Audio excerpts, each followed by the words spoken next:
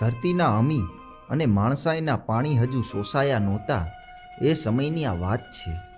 સંવંત 1916નો ચૈત્ર મહિનો સોરઠ ઉપર ફૂરડે વરસતો હતો. ભાવનગર પંથકના ગોહિલવાડની રસાળી ભૂમ આકરા તાપના દિવસોમાં પણ ઉનાળુ જુવાર અને રજકાની લીલી ઓઢણીમાં સીડપની લહેર માણતી હતી.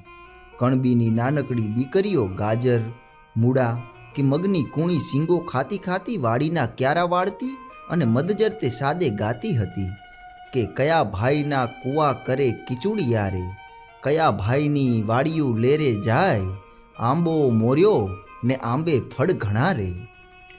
રામનવમીનો રૂડો દિવસ છે. લીલી સીમમાં માનવીનો બોલાશ નથી. ખેડૂતોએ અગતો પાડીને ધોરીને પોરો દીધો છે અને પોતે સૌ ઉપવાસ રહીને ગામના ઠાકર દ્વારમાં રામ જન્મનો ઉત્સવ કરે છે. આખી સીમ સૂની પડી છે. એવા મોટા તહેવારને દિવસે પ્રભાતને પહોરે એક ફૂટતી મૂછવાળો ઘોડેસવાર વર્તેજ અને ચિત્રા ગામ વચ્ચે પંથ કાપતો અને રાંગમાં ફૂલમાળ ઘોડી રમાડતો ચાલ્યો જાય છે. ટોયાની બીક વિનાના મોરલા લીલા મોલમાં પોતાની જાંબલી ડોકની ભાત્ય પાળતા ચણે છે. વર્તેજના આંબાવાડિયાની શાખો ચાખતી કોયલ ડાળે ડાળે હિંચકે છે.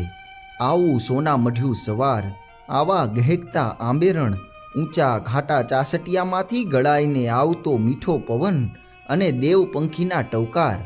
પણ ચૈત્ર મહિનાની આ છલકાતી શોભામાં ઘોડેસવારનું મન નથી. હાંકે રાખો ભાઈ, હાંકો જટ બાપા, જોજો હો રામનોમ રસ્તામાં ન કરવી પડે. પોતાની સાથે ખોરડા બાંધવાના કાંટના 2 ગાડા હતા.